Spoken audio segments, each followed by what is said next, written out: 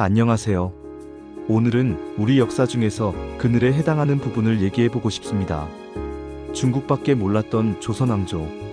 1392년 이성계의 조선 왕조가 성립하면서 명나라의 신하국을 자청했고 주자학을 국가 이념으로 삼게 되었습니다. 그에 따라 중국에 대한 사대주의가 조선의 국가적 정체성이 되었고 소중화 의식이 조선인의 정신에 깊이 자리잡게 되었습니다. 중국의 연호 사용. 우리나라는 오랫동안 중국의 연호를 사용했습니다. 삼국시대부터 그러했고 통일신라 시기에 일반화되었습니다.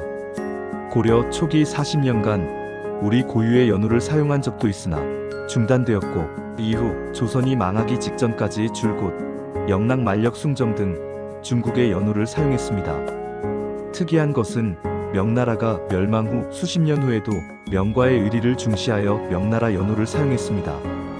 유명 조선국. 조선시대에는 묘비나 수많은 비석을 보면 첫머리의 유명 조선국이라 시작됩니다. 명나라에 속한 우리 조선국이라는 의미입니다. 현재 관점으로 보면 부끄럽게 생각되는 부분이지만 당시엔 중국 추종이 너무나 당연한 일이라고 생각했습니다. 그래서 소중화 사상이라는 말이 있습니다. 중화 문명의 중심에 중국의 중화 사상이 있고 그 가장자리에 소중화가 있고 그 바깥에는 오랑캐와 야만인이 있는 셈입니다. 달리 말하면 중국이 중화 문명의 스승이고 소중화인 조선이 수석 제자이며 나머지 나라는 열등생인 셈입니다. 국호조선의 유래. 고려의 장군이었던 이성계는 쿠데타로 새 나라를 세웠기에 정통성 문제가 마음에 걸려 중국으로부터 인정을 받고 싶었습니다. 태조실록을 보면 1392년 11월 예문관 학사인 한상지를 중국에 보내 고려라는 나라는 문을 닫았고 새 나라가 출범했으니 명나라 황제에게 조선과 화령 둘 중 하나를 국호로 정해달라고 허락을 청했습니다. 국호조선은 단군이 건국한 고조선에서 따왔으며 아침 해가 뜨는 밝은 나라라는 뜻입니다. 참고로 화령은 이성계가 자란 함경도의 지역 이름입니다. 사모관대.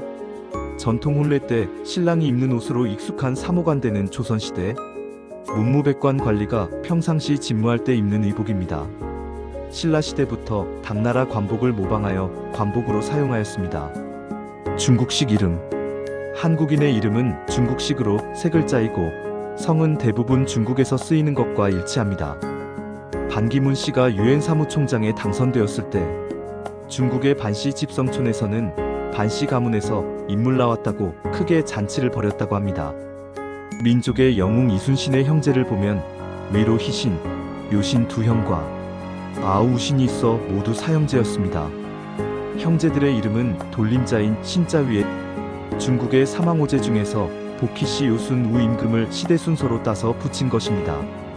아마도 부모의 바람은 요순 임금처럼 어진 군주를 만나 태평성대를 살았으면 하는 소망을 담았으나 이름과 달리 아이러니하게도 임진난이라는 큰 전쟁에서 전사하는 비극적 운명을 맞이하고 말았습니다. 20세기에 일본에서 활동한 어느 중국인 소설가의 이름이 진순신이었습니다. 성은 다르지만 순신이란 이름이 똑같습니다. 육조와 과거제도. 조선의 행정기구인 육조 즉 이조, 오조, 예조병, 조영, 조공조는 확실히 중국 제도를 도입한 것입니다.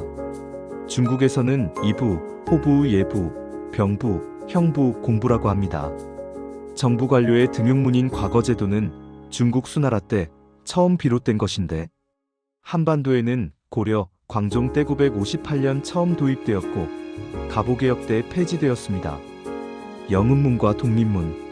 태종 이방원은 1407년에 조금이라도 사대의 예를 잃어서는 안되며 마땅히 왕보다 높여 지성으로 천자의 사신을 섬겨야 한다 라고 유훈을 내렸고 은혜로운 나라를 맞이한다는 의미의 영음문을 세웠습니다.